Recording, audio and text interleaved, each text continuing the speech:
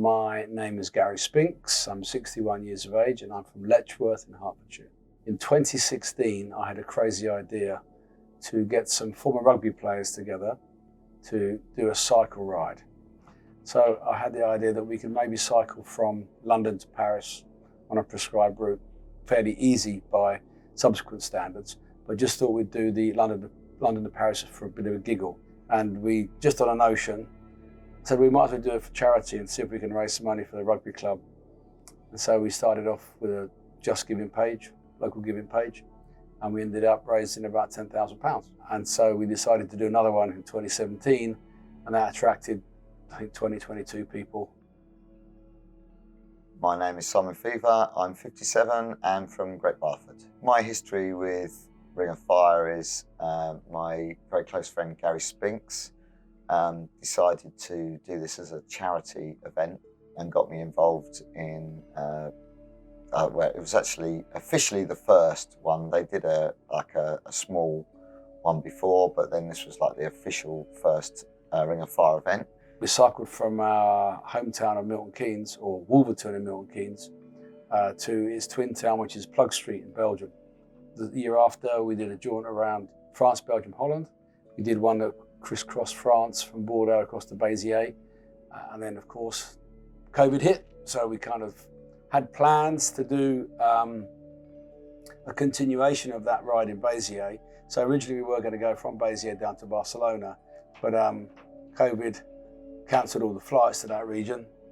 So we planned that one. So we planned a second one, which was to go from Bordeaux to Barcelona. So third time lucky, we decided we're going to go from Bordeaux, to fly to Bordeaux and go from Bordeaux kind of back to Bordeaux. Hence the Ring of Fire Bordeaux Ring came about. The Ring of Fire is an amazing, I think it's like a snowball.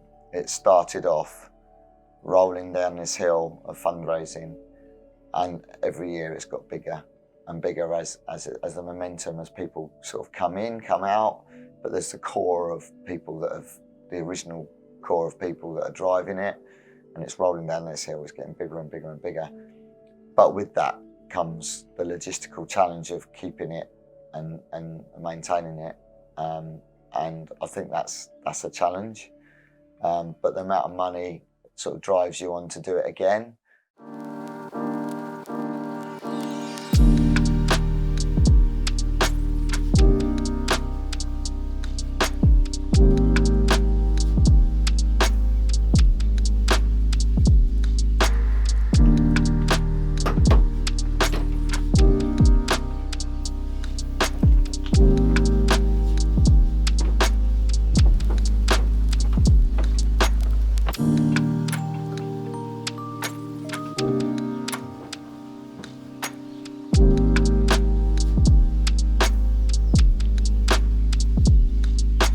So we're off to Woburn Sands to meet up with some of the other guys that are on the ride to do a training ride, about 40 miles this morning. We're supported by a fantastic team of experienced riders. I'm not an experienced rider at all. Cycling is not my sport, but I just train to do this ride. We're blessed with some really good cyclists who arrange these training rides and give us advice and make sure that we ride safe. And Damo, one of the guys that's leading it today, he's organised this 40-mile trip. So it'll be a bit of a surprise. I think he's built in some hills and some little challenges just to make sure that we're prepared for the main event in France.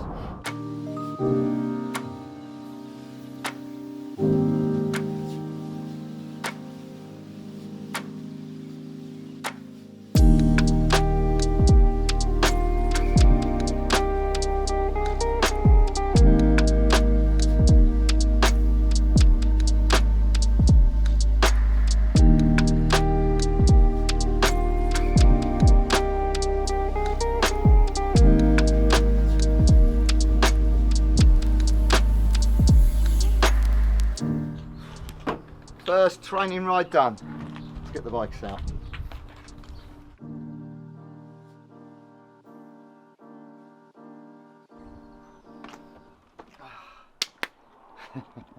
In the Ring of Fire, one of the underlying thoughts is, where possible, is that we try and link up towns that are associated to rugby. Day one, we were in Bordeaux.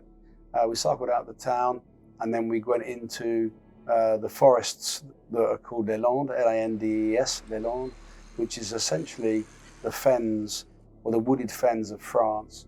Blisteringly hot place in summer. We actually stopped just south of Bordeaux, a monument, which is a monument, the Richemont Farm, which most French guys don't know about, but there was a situation there in 1944, prior to D-Day. A lot of the German troops moving north were attacked by militia and partisans, and something happened there, and it's a bit of a controversial location for memorial, because some French militia and German soldiers united to attack some resistance. At the end of day one, we found another controversial memorial, if you like. Just outside of the town of Dax is a concentration camp that had dual purpose. So in World War II, originally it was used to house overseas troops that were used by the French to essentially isolate them from the French population. At the end of the war, they were liberated, and the concentration camp was then handed back to the French, and the French then used the concentration camp to house German prisoners of war. Those two memorials we visited on day one both had a kicker of a story. We went on through the forests and took 10 hours cycling, 12 hours cycling to get down to Dax. So just over 100 miles first day. Blisteringly hot. Everybody was over the moon to have achieved the first day.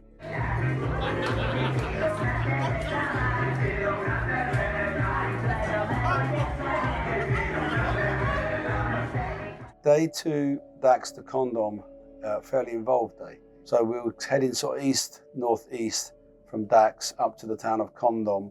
Cycled out of Dax, and we leave every morning at 6:30 in the morning. So this is not a hayride, this is a real serious trek.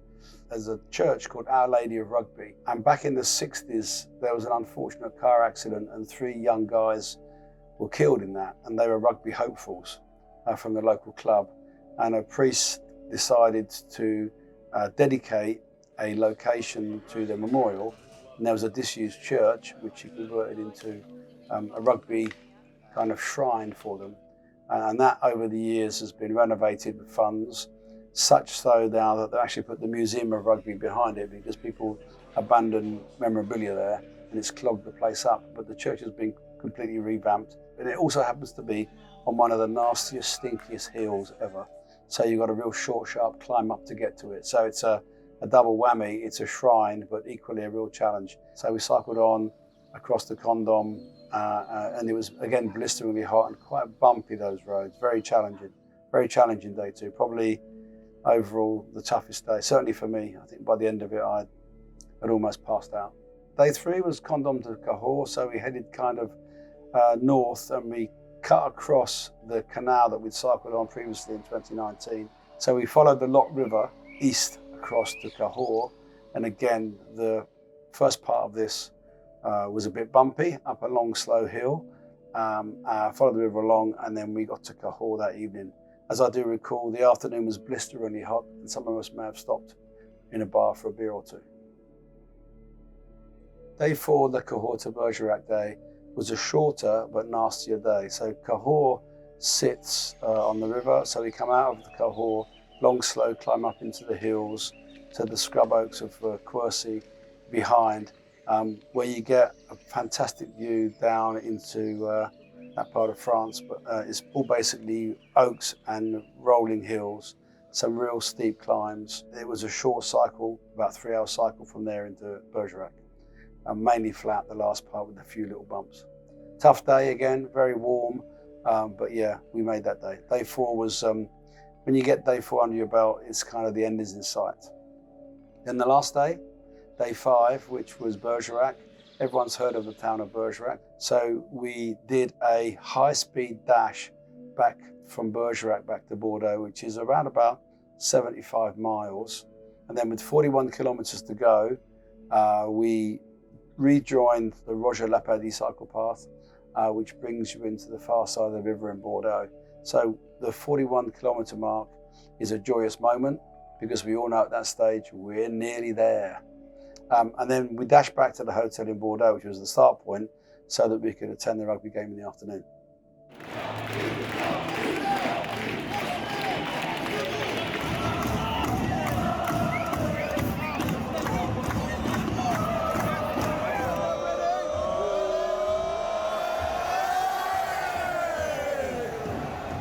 This year's ride was extremely challenging.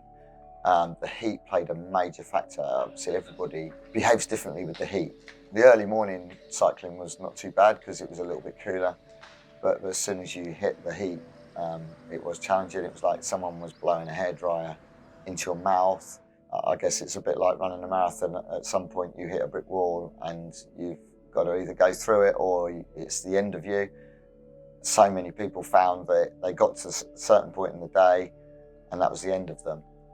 There's a great photo of me on the ride where we were at a lunchtime break and I just put my head down on the table and I was out cold. And you know, obviously you do that, someone's going to take a picture of you, but it did sum up how tough it was. On a scale of 0 to 10, this bike ride would be a 9.5, whereas previous bike rides would be a 3.5 or a 4. So very physically demanding. But doing that ride in normal conditions, that would be like 18 to 20. It would have been a fairly straightforward exercise. But to have done it in 36 was a real challenge, real challenge. There's two elements to this. So you've got people that have played sports all their life that are committed to doing it and achieving it, who didn't want to get on the pickup bus. And then other people that physically recognised in themselves they couldn't carry on for the next bit. Equally, the support team, they're doing a physical job of moving bikes, driving around, moving bags to hotels, etc. To do that in extreme temperature, or temperature beyond our expectation. Probably the hardest thing for me is just the fundraising bit, trying to get money out of people. It's tough, just coming out of lockdown and a pandemic. I think this year we earned every single penny of what we raised because it was a proper challenge. That's certainly the hardest thing I've ever done in my life by a long way. And I think people realised how tough it was. And even the people that didn't make it through the day every day still did an amazing amount of cycling. When we look back now, you realise that it makes it somewhat easier to beg for donations if you know that the task in hand is grueling and exhausting. In some ways, the fact that it's physically more challenging than we anticipated made it a bit easier on the soul to go and get donations from people. The funding is for the rugby club. However, this past year, we joined up with Willen Hospice, which is the local hospice in Milton Keynes, and they tend to people, palliative care for people that are very poorly in the last part of their life and their families. So it's a very popular charity in our locality. They are exclusively funded by charitable donations, and their budget requirement is £13,000 per day just to exist, just to stand still. This is the first time someone's gone to them with something and said, we're going to do this for ourselves, but we're going to give you a slice of the funds. So we ended up donating £26,000 to Willen, which covers 2 days of the total cost for the year. I guess that's in some ways a drop in the ocean, but equally, if there were 10 companies doing that, they'd have 10 days, 20 days, 30 days worth of contributions. This year, I set the target of 76, which was hugely ambitious coming out of COVID. We got £86,000 plus gift aid, takes us up to about 102, 103 at the moment. Really, really pleased with the efforts by all the team. And the other money goes to a rugby club, which is a community club, and we can sort of progress and develop our women's rugby, minis and juniors rugby, and give the seniors the facilities that they need to be able to grow the rugby club. So it's not ultra serious. It's a rounded, fun event to the point where people will say the day we come off the bikes is where we go next. People also get more familiar with the charity aspect of it. So I'm pretty confident that when I'm maybe too old to take it or lead it cycling-wise and or organisation-wide, I think there's a handful of people that will pick it up behind me. I took away with it like the personal challenge, like I did it, and I think this one, it was so tough that at the end of it, I don't think any of us realised what we'd achieved. When I've done it before, the last sort of couple of 100 yards, and then you stop and you just think, wow, that was a feat I've achieved. This year it was a little bit slightly different because I think it was so tough. People finished at different points, and I think it was so exhausting. People just didn't realise what they'd achieved. Made me realise that, you know, at 57 you can still do that sort of thing, that personal achievement, and I would certainly like to do it again. I throw myself into these things and I can mobilise some very good people to also be very good and make a good effort. And so I think from a personal note, what I get out of it, I see a lot of people making a physical effort, and that's obviously good for their personal health, both physical health and mental health. I think I've contributed by getting people to do a bit more and to perhaps step up. That's what it's about.